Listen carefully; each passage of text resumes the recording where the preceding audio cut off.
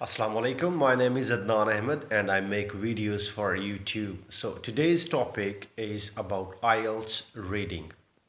So I'm going to tell you few tips which are necessary for the students who are going to or who are planning to appear in IELTS exam and they forget to follow certain techniques. Obviously, most of the students who are not good at English, they join an institute, and that is a very good thing. Uh, but for me, if you think that you can prepare while sitting at home, you have internet access, then I would suggest you not to go anywhere because you have plenty instructions on internet easily available to you. So in reading, let's come to the point.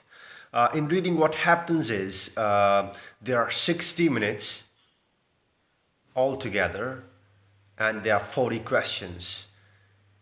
In this way, if you divide one question on the time, you would come up ending 1.5 minutes for each question. So it is not that easy. It's not difficult as well, but it's not that easy for those especially who are appearing for the first time in IELTS. So I hope you have a pen and a paper in your hand because I have written down the techniques on a page and I'm going to share with you. So the first is the students are different. I'm different than you. You are different than someone else. Okay, that is the ability wise we are different. Some students are easy doing multiple choice, true false at the first place. Like they always do this part correct. They often don't make mistake in that. So you have to go through the passages quickly and you have to see where is the question of your choice, the question at which you are good at. So you have to attempt that question first. Then you can move forward. Why I'm saying this? Because it will save your time. You are good in one thing, you should do like if something is easy for me and there's a tough task altogether. There's a one task that is quite tough and I know that I'm good at this part, then definitely I should hit that one first in order to save the time if I'm given certain time to complete that task that is given to me. I hope you understand. So do the question first at which you are comfortable and you feel easy that is more convenient for me to do this. I can answer this part easily. So go for that one. Then second is when you start reading, there are three passages. Obviously, all of you know. I hope. What you have to do, you have to skim and scan. You have to go through the whole passage quickly. You have to make sure you have to underline the important information. It does not mean that you should underline the whole passage from top to bottom. It means that the important features, the important dates, the important words for you that you think it might be asked in the question, you can underline then. What it would give you, what benefit this technique will give you. You will come up with a summarized, like you will come to know that what actually the topic is about. Is it about science? Is it about literature? Is it about sports? Is it about entertainment? So you have a general broader idea about the passage given to you. Now, number three. Number three is that you can also, the good readers, that is for good readers who are good at reading. Some people are not in favor of reading the questions first. I have seen on internet, but I personally feel there's nothing wrong in it. You can go through the questions first, but for the questions you have to underline the keywords. There are some certain keywords given in the questions that can help you find the answer quickly in the passage. So what you have to do is you have to underline I'm talking about questions now. Read the questions. In case you want to read the questions first, you are not going to read the passage first. That is totally up to you. Even if you start reading the passage first, that's totally okay. There's nothing wrong. But if you want to, it's your own choice. If you want to see that what is the question, let's see the question first.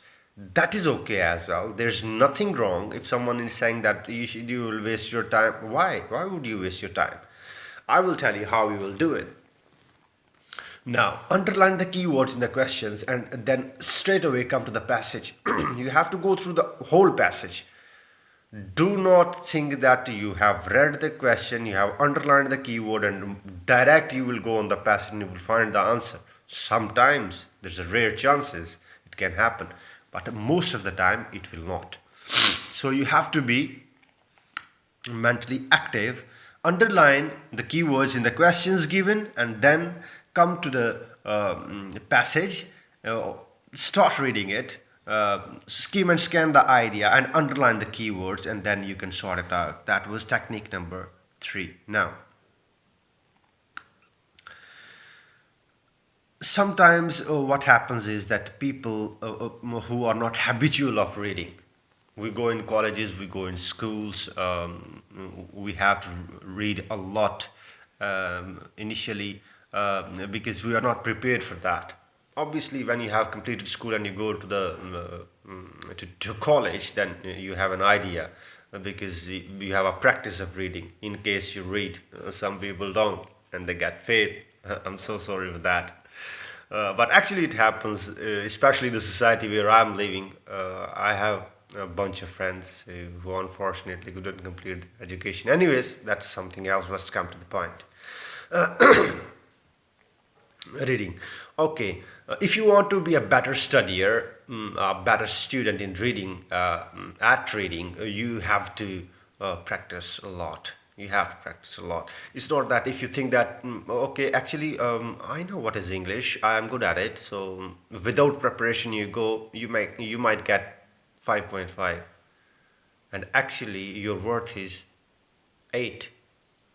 So don't you think you are like cheating yourself? Don't do that. Write newspapers, magazines, journals, and the next technique and the final technique would be try to learn synonyms. Try to learn synonym. Synonym is basically the replacement of a word. Intelligent, smart, both are equal. They are synonyms. So you should learn synonyms. And why I'm saying this? I'm saying this because the passages, 3 passages given to you, as I have told you already, they will ask you the question and they are not going to use the same words that are given in the passage, because within no time you will get the answer. So they use certain synonyms in order to give you a clue that where is the answer. This is the technique that can help you a lot.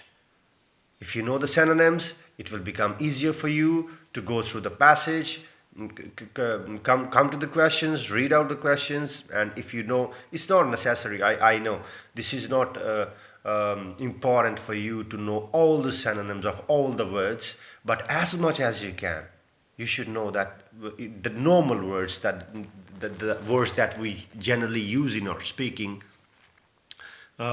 what are the synonyms, possible synonyms, 3 to 4 synonyms of each word. If you know that are going to help you a lot in your reading. And these were the techniques for reading in IELTS. And if you find you have learned something from this video, please do subscribe my channel, like the video and share it. Thank you so much. I'll come up with new videos. Stay blessed.